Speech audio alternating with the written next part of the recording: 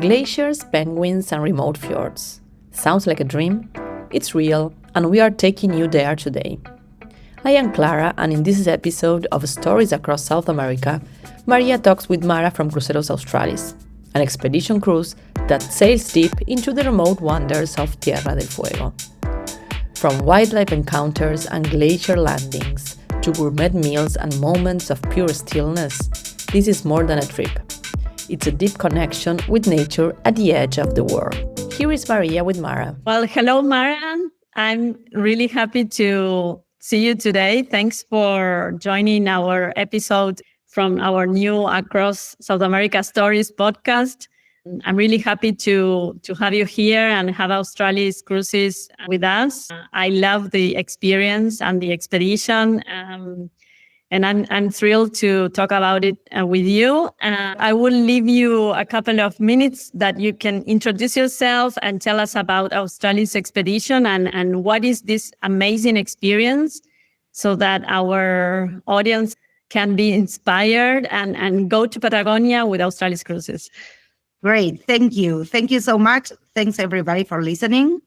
My name is Mara Lougedo. I live in Buenos Aires. I'm in charge of the sales department of Australis Cruises here in Argentina.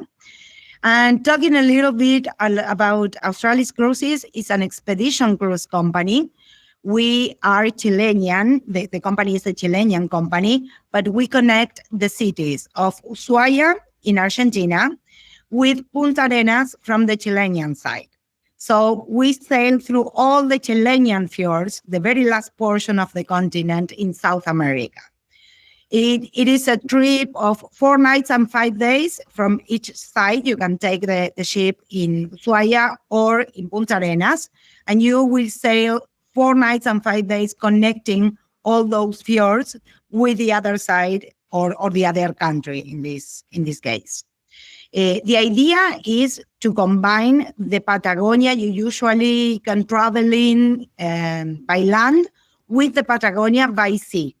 This is the very last portion of the American continent. This is, maybe you probably know or listened before about the Cape Horn, the mythical Cape Horn, which is the very, very last portion. The only thing that is after that is Antarctica. Mm-hmm. So this is the very last portion. It is a very known place by, for example, Magellan or Beagle. You will sail through the Beagle Channel and the Magellan Strait as well. And this gives you the opportunity to be in contact with the nature. So it is a place that nobody else can visit except if they do Australis. You cannot go by car. You cannot go by plane. The only way to visit this area is with Cruceros Australis. That's a perfect way to connect the two Patagonia region. Exactly. Which is very similar, but it's not exactly the same. They have the same concept. You will see, like in the rest of Patagonia, you will see glaciers. You will be in touch with the nature, like penguins or sea elephants or different kind of flora and fauna that you probably will see in the rest of Patagonia, but this is a completely different atmosphere. Mm-hmm. And also the exclusivity that it means when you only can get there going with Australis Cruises. One thing that is also important to mention is that in this kind of cruises, when we are talking about expedition cruises, people does not care that much about the boat or the ship in itself. People does care about the places where we are going, which are the places they are able to visit. And that's the main attraction. That's the reason why they book their reservations with Australis. Of course, we have a lot of comfort on board. We have a complete restaurant, an open bar from 10 a.m. till midnight, but we don't have extra things like, for example, casino or discotheque or many other things that you probably will look for. Yes, exactly. Yeah. Mm-hmm. In other kind of cruises. In this kind of cruises, of course, you want comfort. You want a really nice room with a really nice bed, a really nice shower as well, nice food, an all-inclusive service as well. But the main priority is the places we visit, and also to be in touch with the nature. This is something that is possible because we are the only ones in this region sailing, going through these fjords. And you will see during the complete trip that the only 200 people you will see during those 4 nights and 5 days are the people that is on board of your Australis Cruise. Correct. So not only you are in this remote area surrounded by beautiful nature, but also this is the only ship that goes to Yes, this exactly. We have other companies, similar companies, that they are in touch with some areas. But for example, Cape Horn, we are the only ones that can disembark in land and walk until this, which is the Albatros the famous crossing Albatros. there. Yes. And we are the only company can do that. Yeah. Also, you must consider that all disembarks we do them with Zodiac boats. Yeah, that's in the picture up there, right? Exactly. This is a completely virgin area, so we do not have a port where to put the main ship.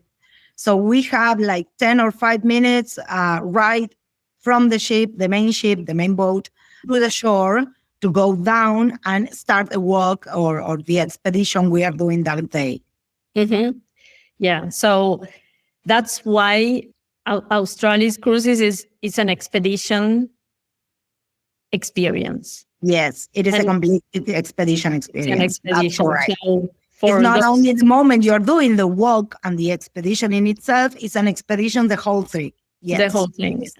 And so for those who are not sure, like, is this too much of an adventure? They feel insecure because they don't have experience. Yeah, I have never done this. They don't have to worry about.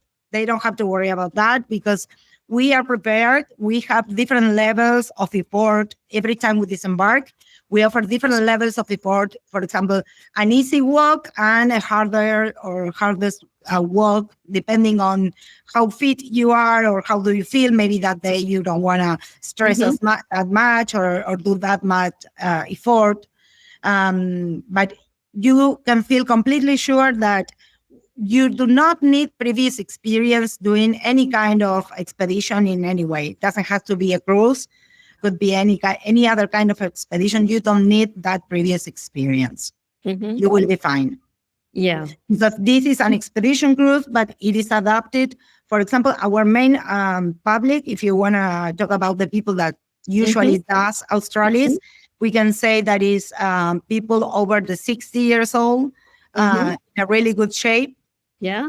And they feel really good, healthy and all that, but they want to be in touch, not only with nature, also with different activities. They are very active.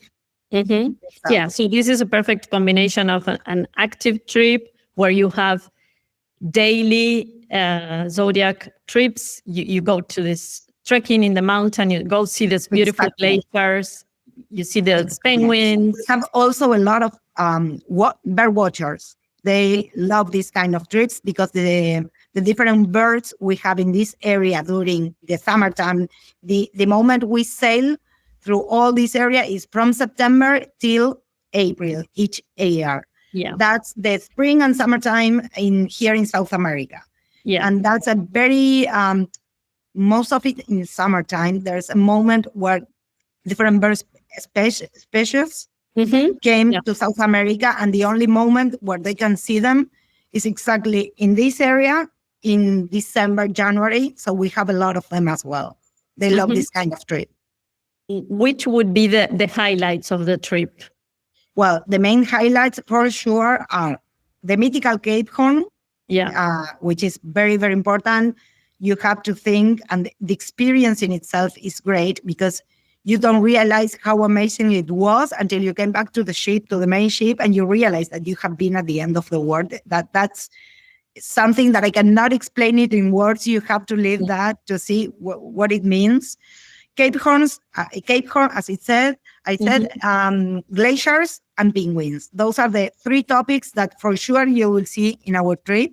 and for sure you're going to enjoy. We have different kind of glaciers that our expedition guides are going to talk about during the trip, because remember, you always do these kind of trips with our expedition guides. They are like the stars in these kind of trips because they know a lot about the area, the history, the flora and fauna, and the glaciology. They study for a lot of months during the winter time when we do not sail, to be able to talk about this and let our guests live the experience while they walk in this area.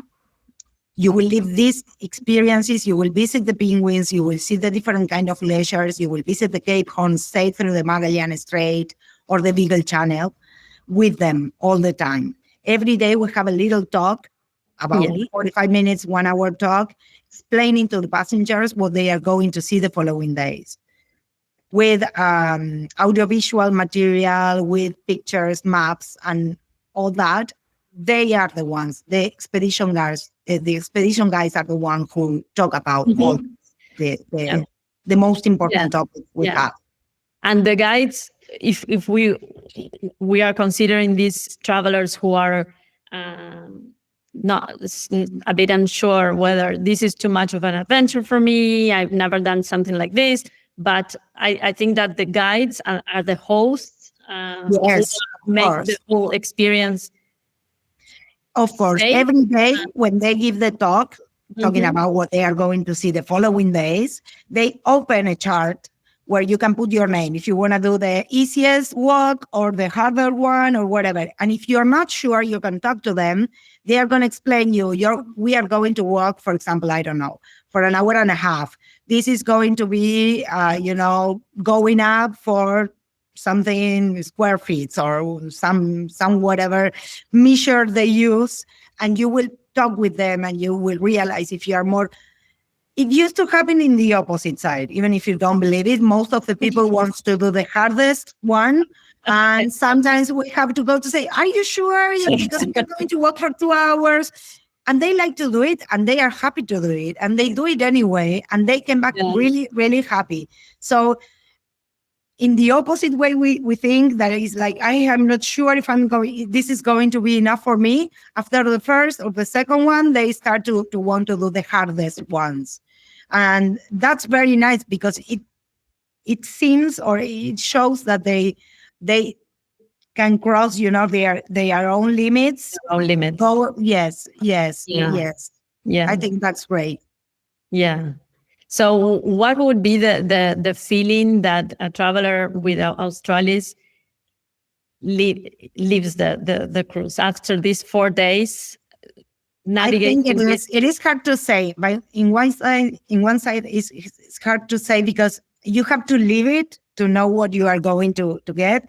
But I always mention that this is not also a very visual trip, something that you are going to enjoy with your eyes, It is also an emotional trip because here we have people like, for example, something that you will learn during those days is that Charles Darwin lived here, for example, for many years, doing the different studies about the evolution of humanity with the Yamanas. Yamanas were the local Indians, the Chilean local Indians. He came here to this area many, many years ago, of course, to study all that. He thought he was coming only for 2 months. He stayed living here more than 10 years. So this is an idea for you to know how in love he felt when he came here to Patagonia, what this area can offer. Of course, in my imagination, I can imagine that he fell in love with a Yamana as well. But that's part of the story. yes, it is. We have a lot of stories like that. Yeah. That's why and while I explain this to you, my skin is like, I start to feel the feeling what I felt when I did the trip. And that's something that you will remember for your whole life, for sure. This is a once-in-a-lifetime trip. Most of the people does it once in a lifetime, but you should do it once in your lifetime because it's something that lets you understand in a completely different way how Patagonia is. Yeah, and for those travelers For those travelers that already visited Patagonia. But with a more traditional trip to Patagonia. Yeah, they went to, for example, Calafate, Ushuaia. Yeah, maybe the lake. This is the idea that if you never did Patagonia, this gives you the complement of the rest of it, the rest of Patagonia. But if you already did a more traditional trip to Patagonia, this gives you the other point of view of how is Patagonia. You probably did Patagonia that you can go with car or with a flight. This is the Patagonia that you only can do sailing. If you don't do it sailing, you will never see it because there's no way to get there. Yes, exactly. The access to this area, it's only with the Australis expedition. Exactly. And this is a completely virgin area. We are the only ones here. During 5 days, as I mentioned before, we are the only people that you are going to see during those 5 days. You are not going to see someone else. Yeah. Nobody else. Wild, it's pristine, it's awe-inspiring. Completely. And it's so wild and so pristine that it is important for people to know, not only in Australis, it happens in all expedition cruises. The weather is a very significant factor of availability, if you want to say it some way. We go to all the points we mentioned in our map when you buy your reservation, when you book. You will see that you're going to do a route that is already stipulated in a map with all those points. We always go to those points, but the weather is not good enough. The captain will probably recommend to not go down, to not disembark. So we always try to wait a little bit. We have a 2 hours a period of time, more or less, to make different probes, to see if the weather gets a little, the wind, most of it, the wind gets a little bit lower and all that. But if it doesn't allow you, we will probably have to abort. Don't do it. So, because of your security, the passenger security is main important. The most important thing. There are certain things you can control, like what you're going to eat, the drinks, but the weather. So Patagonia is a place in the world where the weather can change everything. Also, we always said here that you can get the 4 different seasons in one day. It could be winter in the morning, summer in the afternoon, spring in the evening, and autumn at night. I mean, it changes a lot. Yes. And what about, if we're talking about the weather, how rough the water can be, one of the things that I think that is an advantage for us is that we are not sailing in open waters, in an open ocean. We are sailing all the time between fjords. Fjords are mountains that went through the water. And that give us a little, quiet air to sail through, and it's not so hard. The wind is not so hard. Of course, it is windy because it's Patagonia, but it helps us a lot to keep a calm sailing during the world trip. There is only one moment when we go to Cape Horn, which is the very last portion of the continent, when and you are going to see that the captain announces that, we are going to feel some movement on board because we are going out to open water. But during the 95% of the time, you are going to be between mountains, which will be very, very nice for everybody. And the disembark in Cape Horn, I know you have like a statistic, like during the season. Yes. Now, thanks God, we get better every year, every summer. We only have the 15% of the disembarks that are not able to go to land. So, which is a really low average. We used to have higher, even 25%. We used to have 25% like 10 years ago. We are sailing this route since 35 years ago. We started sailing this route in 1990. Yeah. So we are old enough to know how to do it now. And also what helped us a lot is that our ships are bigger nowadays. We have 2 ships of 100 cabins each, which allow us to have 200 passengers in each ship. Yeah. Those ships are bigger, and the structure is, like harder to make front to this Yeah. situation of the Okay. weather. Yeah. So it helps us a lot. Also, different tools, technology that help us on board to see which is, for example, the best time of the day to go and do this kind of disembarks. Mm-hmm. And we studied for many years that the very early morning, around 6 a.m., we are doing the disembark on Cape Horn, which is the best moment of the day. Yeah. It's not that windy like the rest of it. Yeah. Yes. And that's thanks to the experience you have. It's not Yes, something of course. you just That's why I said before, year behind year behind year, we are trying to get better, and we are trying to do that. Yes. Yeah. The Yeah. experience helps a lot as well. Like the technology, like a better ship, the experience helps us a lot as well. Yes. Yeah, for sure. And But always we put first our passenger security. That's the most important thing, and I want you to know that. Mhm. If we believe that the conditions are not good enough, we are not going to disembark. Even if you don't like it, even if you talk to us and let us know that you don't care and you will do it again, we do not let our passengers go down in that case. It doesn't used to happen. It is only the 15%, and people understand that because you are there on the ship seeing what is happening outside. It's not that the staff is trying to let you know that you cannot go down and you don't want to do that. You want to be safe, and you are going to realize because you are watching outside and seeing how the weather is. Yeah. Yes. Yeah. Safety first. Yes. Otherwise, you Always. wouldn't be here like 30 Yes. years after. Mara, you mentioned, I mean, the highlights of the expedition. We talked about how remote the area and how you connect to Patagonias. We talked about Yes. hosts on board. What about and this is a small ship when we compare with these big 3,000 people ships going to the Mediterranean or Caribbean. Yes, we are not a huge cruise with a city inside of it. No. Yeah, it's could be 100, 150, 200 people. 200 people is the maximum, and those kind of ships were designed, specially designed, to access to these kind of areas. One of the things that you study when you start in the cruises industry is that if the ship gets bigger up the water, it has to be bigger down the water as well. Yeah. So the chance we have to go to certainly places that nobody else can access is because of our size.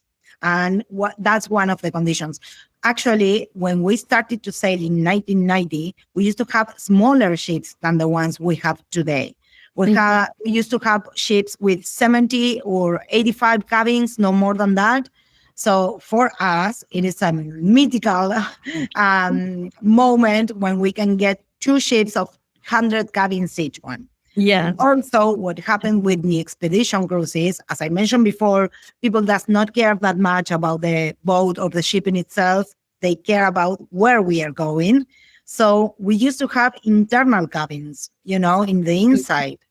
We do not have that anymore. All our 100 cabins have a really big window to look outside because you are coming to do Australis to see what is happening outside, to see the glaciers, the nature, to see the water, to see different colors of nature.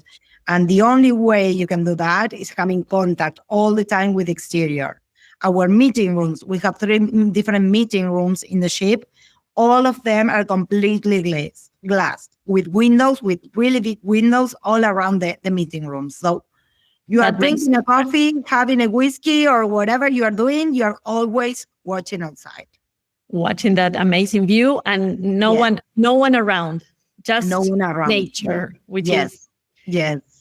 And the idea of that is that it allows you to get in touch with nature in a completely different way you did it in the different places you visit already in Patagonia or any other places you visit in Chile, Argentina, or South America. Mm-hmm. And that's one of the reasons because we do not offer Wi-Fi on board. I know that it can sound a little bit hard, maybe, but believe me, it is a challenge. I know that, but it's the only way you can get into the experience of Australis. Also, it is important to say that this is an only 4 nights and 5 days trip. We are not staying during 10 days and we ask you to be offline during 10 days. No, of course not. We know that we cannot do that. But believe me, if you allowed you and give you the privilege to yourself to be 5 days and 4 nights off, disconnected, it is great. It is great for your mind, for your body, for your soul. Correct.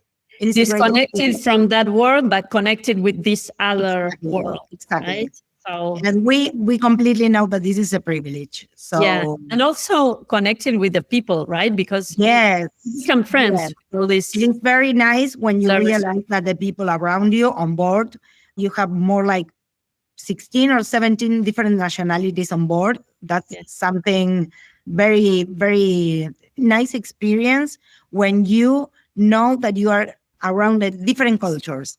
You are living in a different place, living the moment in a different place of everything, because it's different from everything you already seen, with different people as well. Probably you end up realizing that you all have the same in common, like you're all seeking for this connection with this natural world. And there's one point in common for all of them, and it is the nature, as for sure, and history as well. This route, as I mentioned, the story about Charles Darwin. We have a lot to talk about Magellan. We have a lot to talk about many other people, the Vikings that sailed through these channels many years ago. Imagine that the Panama Canal was not existing. It was the only way to connect one ocean with the other, the Atlantic with the Pacific. So we have a lot of things to tell about this area. Yes, for sure. Yeah, I think that we can connect what we were saying about no access to Wi-Fi with this new, I wouldn't say trend, but after pandemic, we saw, well, we both work in the travel industry and we've been working for quite a long time. I don't even want to say how many years. How many years? No, please. Yeah, but I was, 20. We've seen that there is like a change in the behavior. Yes, people, right? We know that. That's why I mentioned that. We still know that this is a privilege of only a few people. Not everybody can do this. Not everybody can be offline. That's one of the reasons we still promote this is we are talking all the time about sustainability, for example, to preserve the environment. And we believe that the sound pollution is also a way to do not help the area, the animals, the flora, the fauna, the things that are happening here. Believe, for example, we go together, suppose that we are going together to do Australis expedition and you are with your cell phone on, we are in the middle of nothing, watching the glacier or watching the birds, and your cell phone starts to ring in that place. Or not to ring, but you open your Instagram and you have there a video or something that starts to sound. It's not only your experience, the one that is going to be ruined. Yeah. It's all of us experience that is going to be affected for your cell phone or your tablet or whatever you are using in that moment that is connected. Also, what I have experienced by myself is that the first day, it is impossible for you to understand how are you going to be alive without Wi-Fi during those 4 days. But the second day, you start to enjoy it. Yeah. And the fifth day, when you arrive to the opposite port and it's moment to disembark, you realize how free you were during those days. Yeah, and just how amazing it was. Focus on this, the ocean and the movement of the sea and the birds. The person you have next to you, the experience you're living at that moment. the people place where you are at, you are probably never going back to this area. So I believe that we are privileged people that can get this kind of experience. And again, it's only 4 nights. Yeah. Yeah. As soon as you arrive in Ushuaia or Punta Arenas, okay, you can connect and nothing's going to happen. Who knows, maybe you won't want to do it. Yes, now of course. I understand. And we all understand this. But believe me, if you're traveling with your wife, with your husband, with your kids, it is a really, really nice experience when you realize that all what you have to do is to talk between you guys. Exactly. That's it. Yeah. Yes. And it's a really nice experience. Yeah. My recommendation is try it because you will be happy and you won't be afraid to do not get internet or Wi-Fi in the future. Yes. Yeah. All the contrary. Yes, exactly. When we do Australis Cruise, it's 4 days. We were saying we either start in Punta Arenas, Chile, or Ushuaia, Argentina. Yes, the main idea. Sorry, I interrupt this. The main idea of Australis is to connect people. Is not traveling to Chilean Patagonia or Argentinian Patagonia anymore. People is coming to Patagonia. We are very far away from everything. We know that. So when you are coming to Patagonia, you need excuses and reasons to be connected, to can go from one side to the other. And that's why Australis is doing those 4 nights and 5 days routes, trying to connect Argentina with Chile. Mm-hmm. And from your experience, and also because you travel extensively in Patagonia, what are the places you would recommend someone doing Australis? Yes. Besides Australis in itself, which is a destiny in itself, we connect Ushuaia and Punta Arenas. Ushuaia is the southest city of the continent. So it is a great and nice city, very different to everything what you can imagine. So my recommendation is to stay in Ushuaia at least 2 nights. There's a lot of things to do. Ushuaia, opposite to what many people can believe, it's a winter city and summertime city. You can visit Ushuaia during the complete year. It has a lot of different attractions.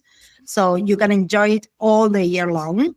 But also there are different attractions in the rest of Patagonia that I hardly recommend to do. From the Argentinian side, Bariloche and El Calafate. El Calafate is very known because of the Perito Moreno glacier. You probably hear about it. It is one of the 7 wonders of the world. You must visit it, even if it's not Ushuaia. I have to say, visit the Perito Moreno glacier because it is a unique experience. And on the Chilean side, we have, for example, Puerto Natales, which is a really, really nice city on the shore. It is exactly next to the sea. And also, if you have the chance to stay 2 or 3 extra nights, Torres del Paine. Torres del Paine is, you can see Torres del Paine when you are visiting Calafate on the Argentinian side. You will see through the mountains the points of Torres del Paine, and that's a really nice experience as well. Yeah. Patagonia has and those are only the main attractions. I mean, the must-to-do list when you visit Patagonia. Besides this, you have a really extra places, really nice extra places to visit. Plenty of places to visit. Yes. Well, you guys in Acros are the expert guys that can recommend these kind of routes and combinations with one city, other. Absolutely. Yes. Yeah. The idea is that you can combine and connect Argentina and Chile with Australis and explore the rest of Patagonia. Of course. But this is a different way of doing it because you, like you were saying, you have the privilege of going to a place where no one else can access if it's not with the expedition group. And take an advantage. I mean, we know that Patagonia probably in itself, it is a trip that not many people is going to do in a few years. I mean, if it is not a trip in a lifetime, it's going to be twice in a lifetime probably. My experience lets me tell you that if you can do this kind of trip with people like across, they know how to combine the places. They know how to take an advantage of those 15 or 20 days you are coming to Argentina and Chile or South America. It's up to you, but they know how to combine it, which is the best way to go to Ushuaia or to Calafate or to Torres del Paine. Even if you are trying to combine it with something different into Chile, Argentina, like Atacama, for example, in the north of Chile, or Iguazu Falls in the north of Argentina, they are the ones who know how to do it, which is the best way. So I think that this is a really nice destiny, but it is nicer when you have someone at the back who knows about it. You have someone on the back about it to know that who knows about it. Yeah, thank you, Mara. We love to work with Australis, and we craft the itineraries from scratch. So our itineraries are customized, and whenever we have travelers who say we want to go to Patagonia, this is our first trip, we say, okay, this is. I know that. I know that when you have the chance, you offer Australis. We always offer because. Personally, I love to go to places that are so remote and so wild, and there is no other way to go there. And this is a very unique experience. You have to believe or know that we only have 10,000 people per year during this experience. So look how exclusive it is to be in one specific part of the world where no one else can go. Of course, we offer a premium service. It is an all-inclusive service. You have all foods, activities, and beverage with and without alcohol included. You do not have to think about that. I mean, you get on board and you don't have to think about anything else. Everything is on our side. We take care about everything. But what is important is that you know that the exclusivity in these kind of products, I don't like to say luxury, because when we think about luxury, we not see ourselves in trekking shoes, So what I like to say more is that it's an exclusive. And that's something that I believe that you guys in Acros understand very well. Sometimes it is not about the price. Sometimes it is not about what is trendy or not at the moment. Sometimes it's about the experience that you will get at the end of the trip. And that's something that you get in Australis. Yeah.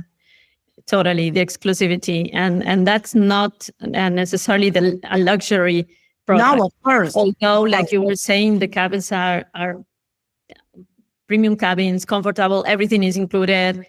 Yes. The whole time you are on board, you are.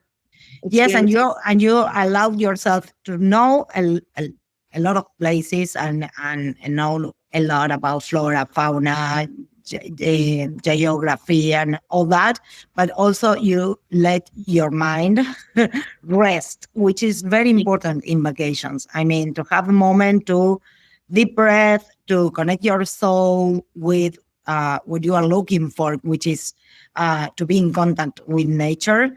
I think that Australis gives you the opportunity to do those kind of things that you probably didn't realize before that you need it.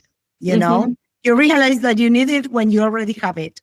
Yeah. And because everywhere you go, it's crowded and people are going everywhere. Everything is busy. And so to find us a place like this, how many travelers a year, you said again? We have only 10,000 passengers per year. Yeah, that's nothing. Yes.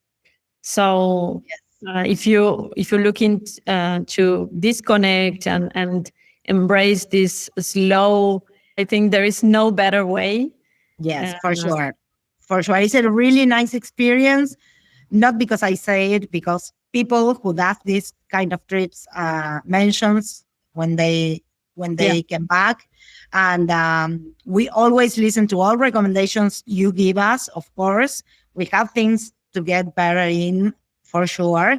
But we know that the service we offer, the experience we offer, is something unique, is something exclusive, and it's something that for sure you're going to love if you do it. Don't be afraid. You don't need to have a previous experience. That's something very important you should know.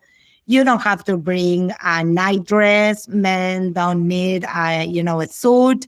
We have the captain dinner, the last dinner of the trip. You are going to wear your same trekking shoes, your same sport clothes.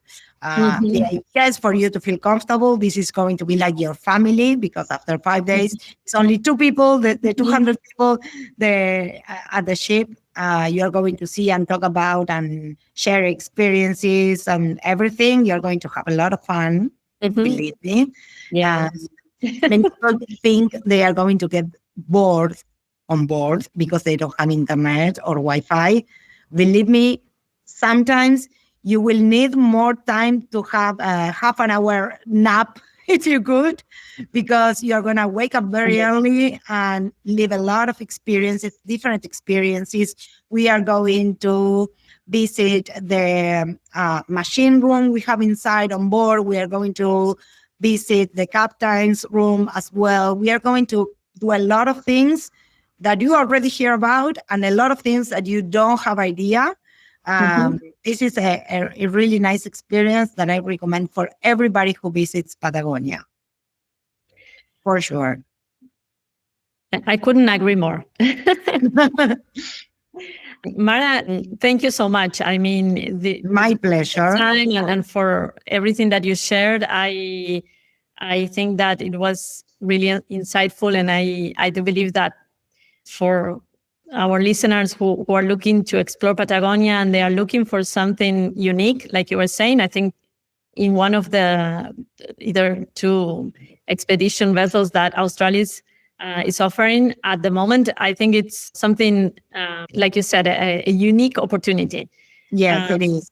what is one thing you wish travelers knew that don't know about Australis? What is something you wish to say for those who, well, you were just saying you don't have to be an adventurous or super active or That's one of experience. the most important things. But some other point that I want to talk about is that most of our passengers are over 60 years old because they have the time, probably the money to do this kind of trip and the motivation they want to visit these kind of places. But what happened with the pandemic was that we started to have a lot of, for example, couples over 40 years old, between 40s and 50 years old, with Yeah. kids also. Kids, if I can say, I don't know. We accept people from all ages, from just born until, I don't know, 100 years old, if you want to say.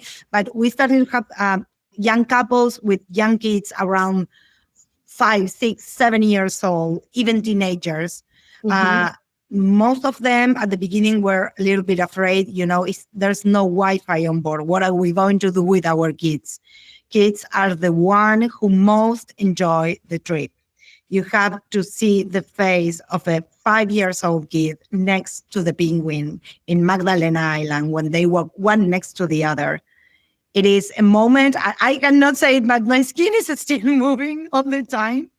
It is a really nice situation. It is something they are not going to forget, never, never. You can be sure that they are going to be so happy as if Mickey Yeah. Mouse were next to them. Oh, yeah. It's something that you cannot explain it until you are there and live it or see it. I didn't do the trip with my kids, but seeing the faces of Oh, those yeah. kids next to the penguins, or when they watch that a big gray stone, actually it is not a stone, it's a sea elephant, when they start to move, it's like you see their faces and you cannot um, believe what is happening in front of you. Don't lose the opportunity to this kind of trip with your family, with your kids. Yeah, exactly the opposite, right? You should Yes, encourage yes, yes. this. And of course, you can always bring your tablet with a lot of, cartoons in it for your kids if you want. But you are more worried than them Mhm. trying to Well, think what is going to happen, and you shouldn't be so worried. yeah, Should yeah, Yes, they're gonna enjoy the trip as much as you. yeah. Yes, These sure. are creating memories with the kids. Yes, Yes. Unforgettable. For your whole lifetime. Yes. Yes, for sure. Yes, the experience is great. Also, not everybody does these kind of things, but 2 years ago, I did the trip with a young couple. They were like, not even 40s, I believe 38, 7, 9, something like that, with a baby. He was not 2 years old. I mean, he probably get how much? 18 months, suppose. They bring like, a backpack or something. They put the baby in there and they did all the expeditions and go coming. They get on the Zodiac with the baby on that. I mean, we believe that there's only one way to do the things, but people makes you realize that there are a lot of different ways to do it. And you said, I thought myself, 18 months is not enough to do this kind of trip with a lot of wind and the weather and blah.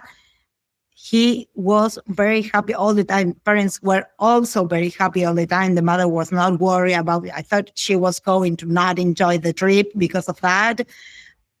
Nothing about that. It was an amazing experience. So there are a lot of people that can teach you a lot of new things. And I still can confirm that Wi-Fi is not necessary on this kind of trips. It's the opposite. You will enjoy it more. Believe me. Yes. Yeah, I think that as long as you have the spirit, you yes, for sure. can find a way. For sure. And I was recently talking with other travelers who actually did the Australis cruise, and they are on their 70s. And they said, as long as we are able to do things, we know that in a couple of years, things are going to start to become complicated. Yes, for sure. We will be limited. Who knows? So they were like, we are not delaying our plans anymore. We are doing things. We don't have any bucket list. If we want to do it, we do it. I mean, of course, you have the time. The moment to do it is now, for sure. Yeah. Don't doubt about that. Yes. The moment is now. Also, when someone asked me about how fit should I be I don't have idea if I can walk 2 hours through a mountain because I never did it. How fit should I be in my regular life? I said, if you can walk in your city, if you can take a walk and go upstairs, you will be fine. Mm-hmm. You will be fine. That's the independence you need to get, in a physical independence you need to get to this kind of trip. No more than that. No more than that. No. So everyone is welcome. And starting in September. Yes, last week of September, we are starting the season.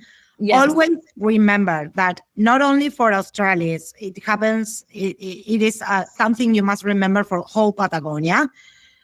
The end of September is our beginning of the season. The beginning of April is the end of the season. But always during October and the last part, 15 days of March, you will probably won't see penguins if you do Australis, for example, because in October they are coming to South America, yes, and in March they start to leave. They don't have like a fixed schedule that September 21st we should be in Patagonia. No, so they are coming, and you have a lot of chances to not see them.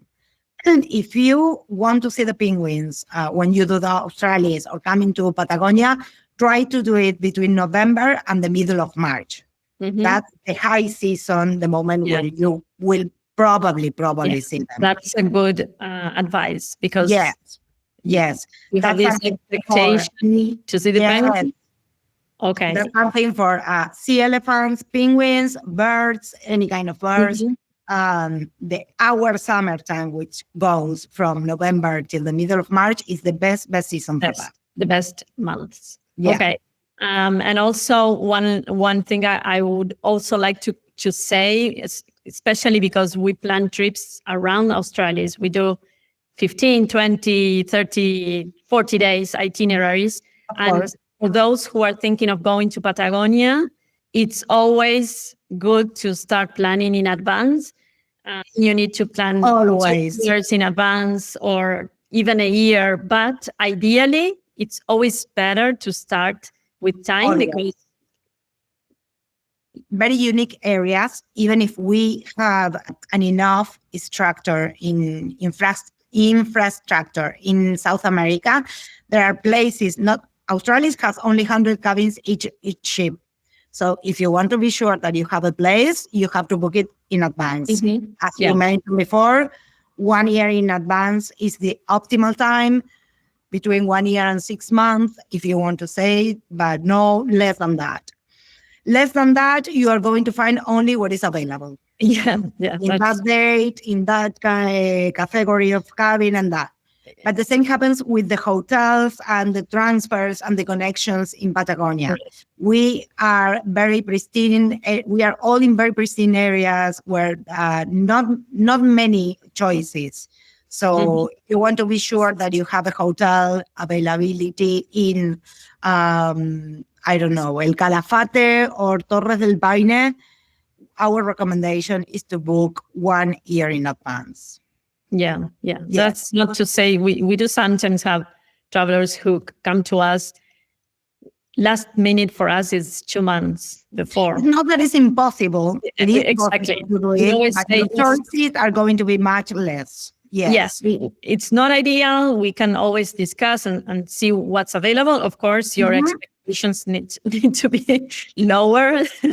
That's how it works. Yes. So, but a year or 8 months in advance, that's the best. Yes, and also not only because of that, which is very important, also because there are a lot of things that are not the same in North America that in South America. So it is important for them to be ready, to get prepared, to know a little bit about it. As I said, there's a lot of history in those countries, in those areas that is also important to know when you travel. I think that one of the things we all look for when we travel is to know and understand how the people is, why they are like that, why they do it in this way and not the other, what happened here, why it's so important. So I think that trips that you have the time enough to prepare, to be prepared yourself and to prepare the trip in itself, you enjoy them more, for sure. Yes, I agree. If you have time to read and understand where you're going, that's for sure a better experience. Yeah. Yes, for sure. Also, of course, they have the support you offer them, you, the travel agents, offer them. My recommendation, if they want to enjoy it more, is to also make their own homework, and one of those steps of the previous homework, I believe, is that to book with time enough, for sure. Sounds wonderful, Mara. Everything. Looking forward.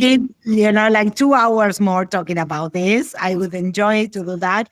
But I know also that there's a lot of information about Australis and expedition cruises in their category. What I want you guys to keep in mind is the idea. This is a trip of once in a lifetime to a very specific area in the world, a unique area that offers you a unique experience. It's a very short trip. It is only 4 nights. You can fit it in any kind of trip to Patagonia.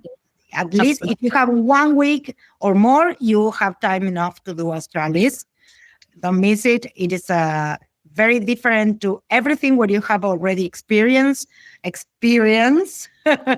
Gross knows a lot about us. So you can trust in them and follow their advices for sure. Yeah. Thank you, Mara. We've been working with Australis for many years. Like I said, I don't even know.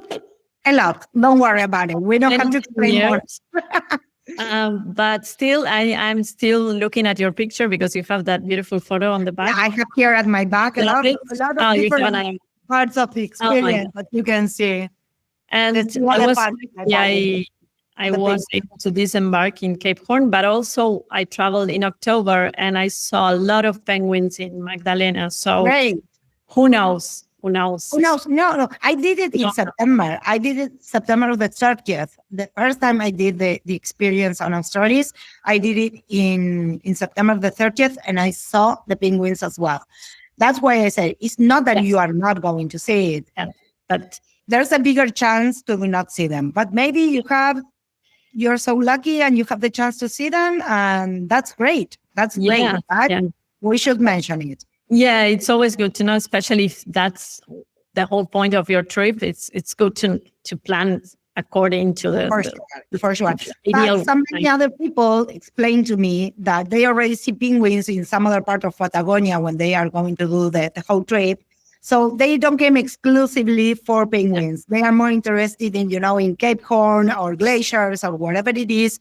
So they can, go through this risk and book in October because it's good enough for them. They're going to see penguins somewhere else. That's up to each guest. That's up to your possibilities. Maybe some people cannot do the trip other month and they have to do it there. Don't lose this experience anyway, because it is a very nice experience.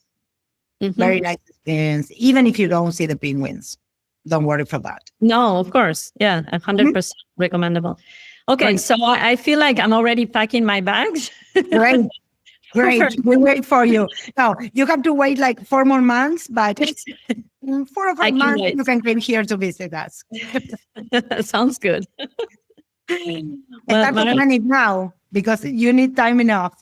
No, I know. Yes, probably not in September, but I would love to take my kids. I think that's would be great.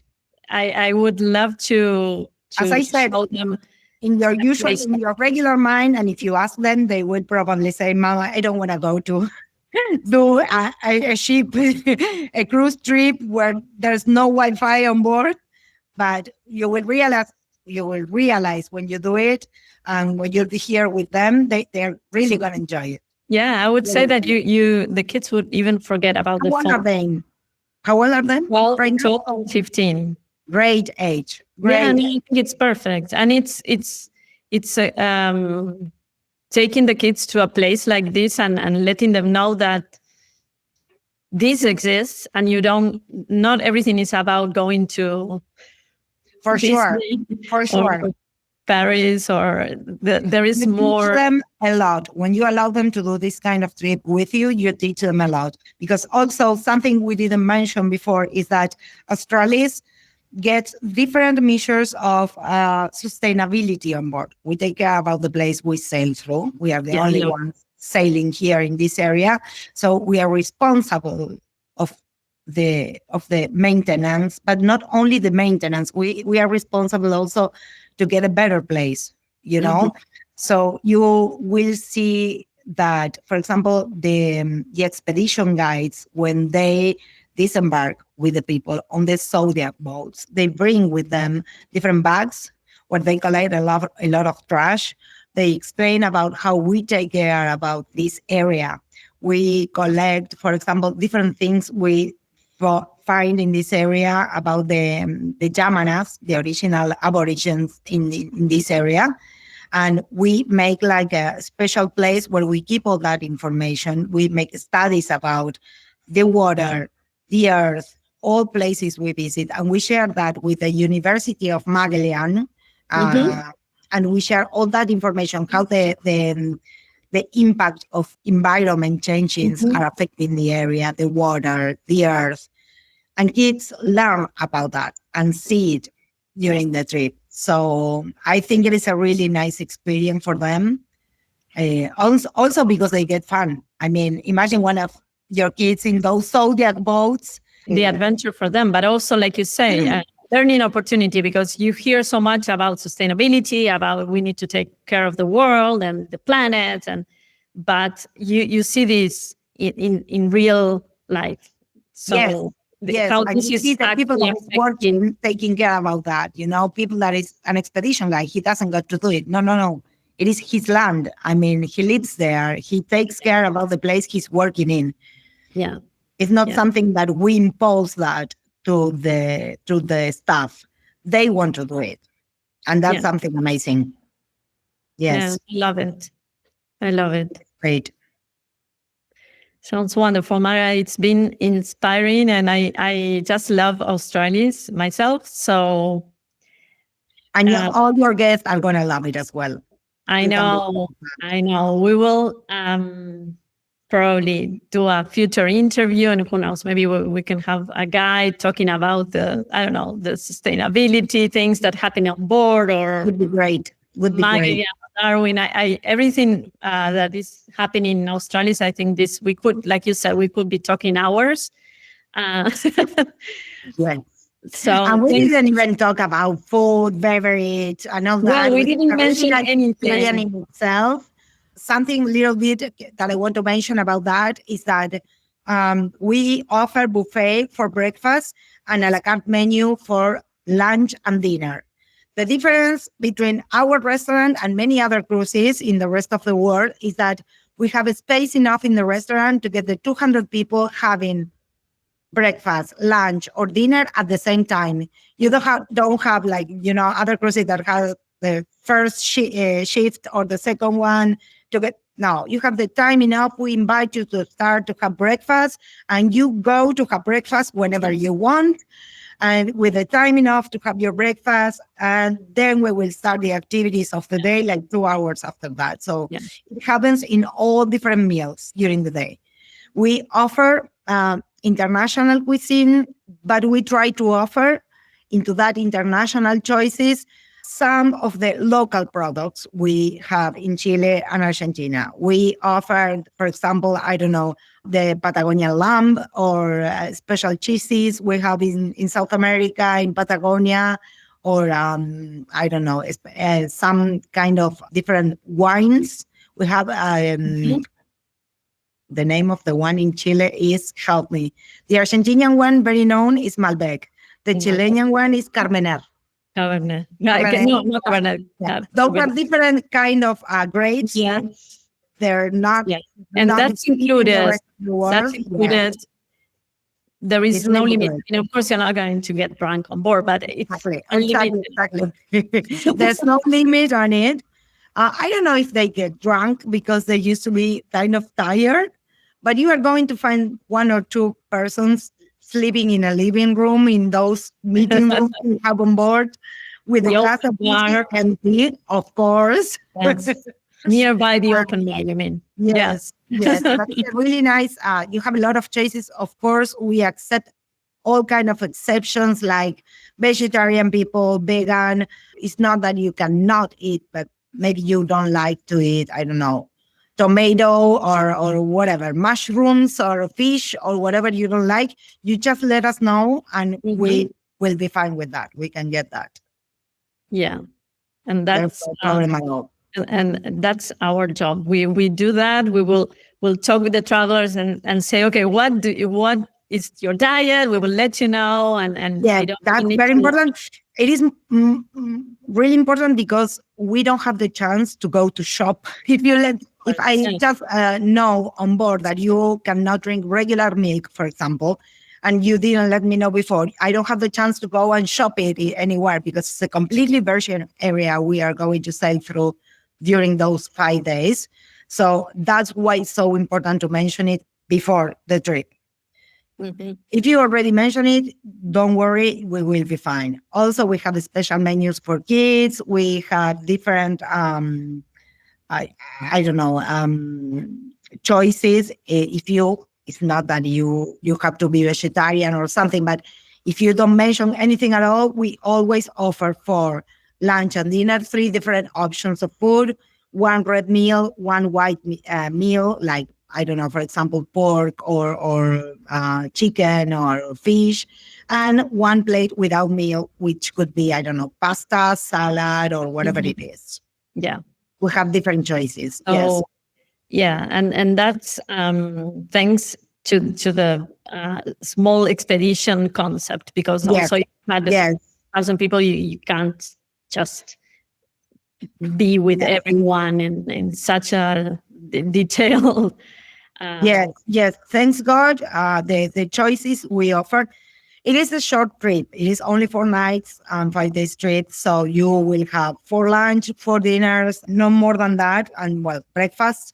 The good thing is that we can combine for some foods, like some meals, like breakfast, the buffet, which help us a lot. And for some others, the menu, which help us a lot to be focused on the exclusive dishes we offer. Mm-hmm.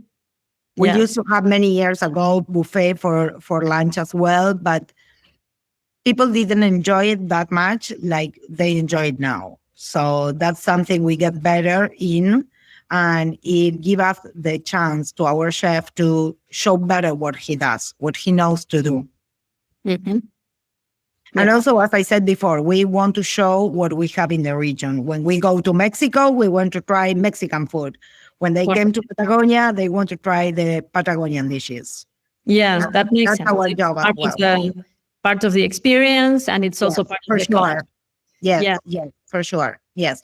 Also, as I said before, if you don't like it, we have choices. It's not that you only can eat the Patagonian lamb. If you don't like it, you don't have to try that. You can try other things. But let us show you a little bit about what we know. Yeah. I mean, food is an essential part of the trip. Yes, of course. It's part of experience in itself. Yeah. It's always good to know, to let people know that this is not a fixed menu, that you're not, won't be able, you won't have to eat lamb every single day, that it's no, of course not. Vegetarian or vegan or a special diet. Yes. And believe me, there are a lot of really nice flavors in this area. We are very known all around the world, Argentina and Chile. We are very known about really nice food. So, one thing is for all our travelers' feedback, they all come back after their trip. It's like, oh, we ate so much. It's like, food is so and important. It's very funny as well because, for example, you are making me remember in Chile, in the Chilean side, they got this beverage that they know to prepare very well, which is pisco sour. And when we walk in one of those expeditions with you during the trip in Australis, you are going to see that the expedition guide let you know that we are next to the calafate fruit. And they recommend you to collect a few of those. And you collect them like, what am I going to do with this in the ship? And when you return back to the ship and you go to the bar, because it's like a mandatory activity. When you go back from an expedition, you go directly to the bar with the open bar, and you give those fruits, those calafate fruits to the bartender. He prepares the calafate sour with those fruits, which is it's a calafate sour. It's not pisco sour. So, it's the version of the. It is funny, and we have experiences like this in many other areas of the gastronomy on board. But it's really fun. It's really fun, and you also realize that sometimes one flavor is when you take it from nature. The other thing is that when you mix it with alcohol, which always tastes really good. Okay, so if you're listening, the nature to get better. That's it. You will always have your cocktail waiting for you. So that's also a reason to do the Australis Cruise. Yes. Yeah. Okay, Mara, I love it. I love everything about Australis. I love about the food and the cocktails and the wines, the Chilean and Argentinian wines. Next stop is try it. Came and visit us. Correct. It's a great experience. Start dreaming and start. For sure. You will enjoy. The trip to Patagonia is something unique. You should do it once in a lifetime at least. But don't be afraid. We are waiting for you. We know about this. And you will probably want to come back after this. Yes. Okay, wonderful. Mara, I want to thank you again for... Thank you, guys. Thank you for the opportunity. Thank you. Thanks to all the Australis team and we are happy to have you on this episode on the podcast and looking forward to more adventures and travelers together. We wait for you guys. And whatever, you will probably have a lot of questions in the future. If you start to think about your vacations to Patagonia, remember that you always can contact the guys in Acros. They will be ready to reply all your questions, even if it's related to Australis. They contact us and we will reply to you immediately. Whatever you need to know, you just can ask. Even if you need material, if you need pictures or maps or whatever you need, Acros has all of it. We are here to help you to get all your questions, and whatever you need to know, we will be ready to reply that. Mm-hmm. Thank you. And to make this dream trip a reality. Thank you, guys. Thank you for your time as well. Thank you, Mara. See you. See you. Bye-bye. If you loved this episode, you can subscribe to the podcast and share it with a fellow traveler or, why not, an entrepreneur. You can find us at across-southamerica.com and on Instagram at Across South America. And if you're dreaming of your own handcrafted journey, reach out. We'd love to help. Gracias and see you soon. Nos vemos pronto. And let's keep the stories going.